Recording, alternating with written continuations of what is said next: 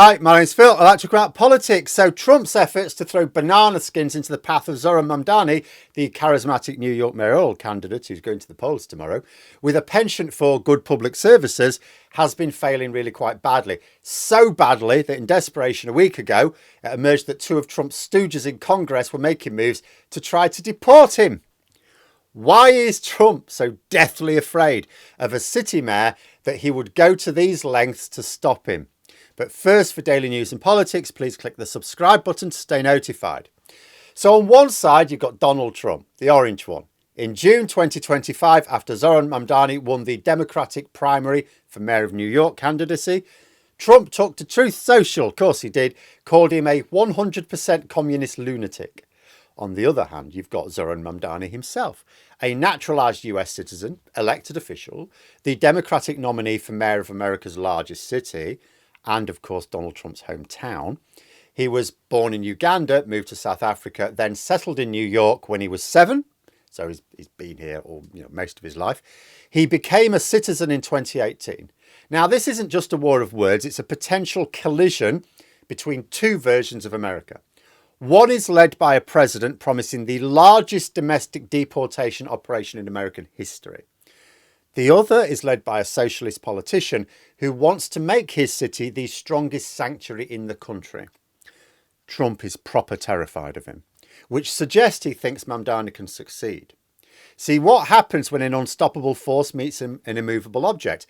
American politics may well find out. The potential unstoppable force is a second-term President Donald Trump, who's vowed to launch a massive migration crackdown. The immovable object is Zohran Mamdani, the Democratic nominee for Mayor of New York, a self-described democratic socialist and naturalised US citizen.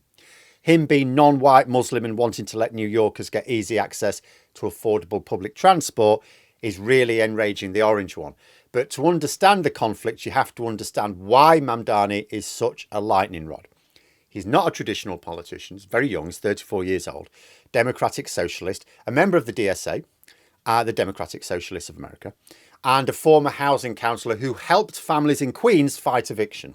He was elected to the New York State Assembly in 2020. His platform is a direct rejection of trickle-down economics. He's running on a promise to massively lower the cost of living for working-class New Yorkers. He wants to freeze rent on stabilised apartments, create city-owned grocery stores to drive down food prices, make city buses fare-free, and implement universal childcare. All very exciting. Unless, of course, you're trying to impose a right-wing dictatorship on the country, that is. But the biggest problem that the orange one have with Mamdani is his plan to Trump-proof New York City, which would set him on a direct collision course with the White House. Mamdani has pledged to limit local police cooperation with federal immigration authorities. He wants to make New York the, in his words, strongest sanctuary city in the country. His goal is to refuse to let federal immigration enforcement terrorise the city. This is a direct challenge to Trump's platform policy. After Mamdani's primary win, the attacks were immediate. Beyond Trump calling him a communist lunatic, Republican Congressman Andy Ogles labelled him an anti-Semitic socialist communist, which, mate, if you're going to call him a communist, you don't have to call him a socialist as well. Do you ever wonder if these people actually know what these words mean? And anyway, has called for his deportation. Another one, Congressman Randy Fine, echoed this, urging a review of Mamdani's naturalisation. Oh, let's check the paperwork. He might have lied in it. The New York Young Republican Club also called for his deportation under the Communist Control Act, which, by the way, America, you really shouldn't have. The rhetoric, especially the focus on deportation, is really quite striking. Zohran Mamdani is a US citizen. How is this even a conversation? Well, the answer lies in a once obscure legal process that supporters of a second-term Trump are looking to sharpen: denaturalization. Denaturalization is the process of revoking the citizenship of someone who was naturalized. If you were born in the US, then your citizenship is generally protected, although you may still find yourself being accidentally sent to El Salvador, so watch out still. But for naturalised citizens, it can be stripped away by a federal court. Now, historically, really very rare. It's supposed to be for cases like concealed war crimes or major fraud in the citizenship application. You have to have proper lied in it. The government has to show clear, convincing and unequivocal evidence that something was wrong with the original application. But that could change. A key part of Project 2025, the policy playbook for this second Trump term, is to turbocharge denaturalization. Stephen Miller, of course, key author, has confirmed this goal. The plan suggests re-implementing a special denaturalization unit within the government. A government unit specifically designed to take away citizenship and kick people out of the country. Republican representative, that Andy Ogles, has publicly called for the Justice Department to probe Mamdani, claiming he may have failed to disclose affiliations like his membership in the Democratic Socialists of America, which, by the way, is perfectly legal, when he became a citizen. While there's no public evidence of a formal investigation, the public calls for one from political figures creates an effect. The message is clear. Citizenship for the politically inconvenient is not guaranteed. It can be questioned if you cause trouble. It can be threatened. It can be potentially revoked. It risks turning citizenship from a right into a privilege that can be taken away for political reasons. Targeting a high-profile figure like Mandani makes sure that that message goes out loud and clear across the whole country. It's part of a broader, more aggressive strategy for immigration enforcement laid out for this second Trump term. The stated goal is the largest domestic deportation operation in American history. Not just talk, it's a plan. It's in there in Project 2025. The plan calls for a nationwide expansion of expedited removal, a fast-track deportation process normally used only at the border. This could empower ICE agents to arrest and deport immigrants anywhere in the country, often without a hearing before a judge, no due process. The plan also calls for using the military for these operations, because they behave themselves a lot better, and deputising local police to enforce federal immigration law, effectively ending sanctuary city police policies by force. In January this year, President Trump signed the Laken-Riley Act into law. That act mandates the detention of undocumented immigrants charged with crimes like theft. These actions create a climate of fear, which is a core part of the strategy itself. When a prominent citizen like Mamdani is publicly threatened with deportation, the message that is intended to get to non-citizens is even more terrifying. No one is safe. This is how the battle in New York could become a national test case. By framing Mamdani as a socialist threat, the administration can justify aggressive actions in his city.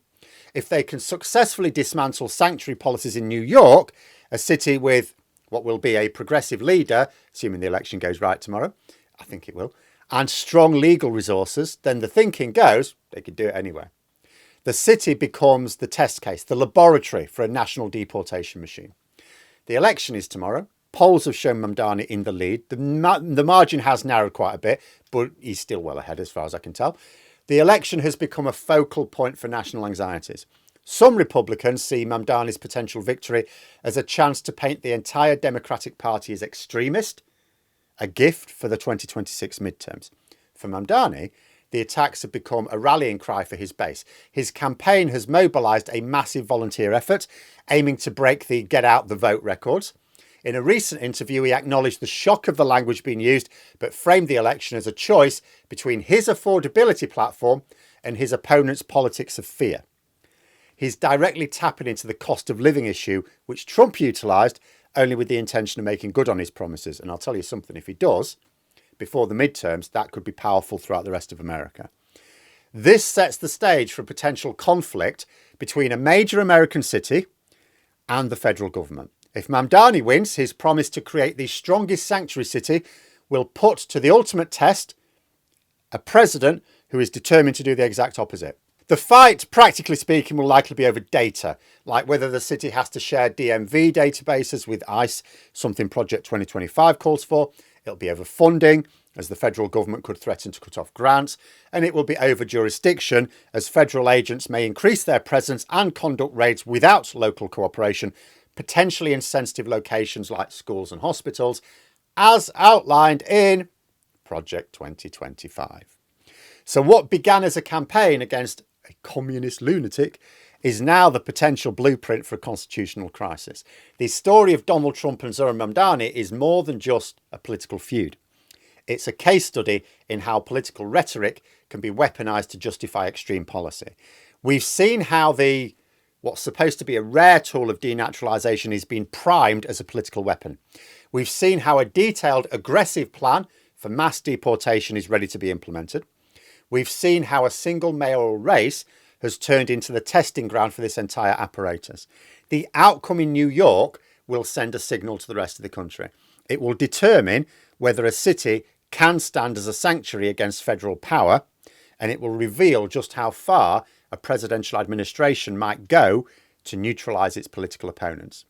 This isn't just about one socialist mayor, it's about the very definition of citizenship, the limits of federal power, and the future for millions of people who call America home. If the election goes as expected, New York is going to become a major political battleground in 2026.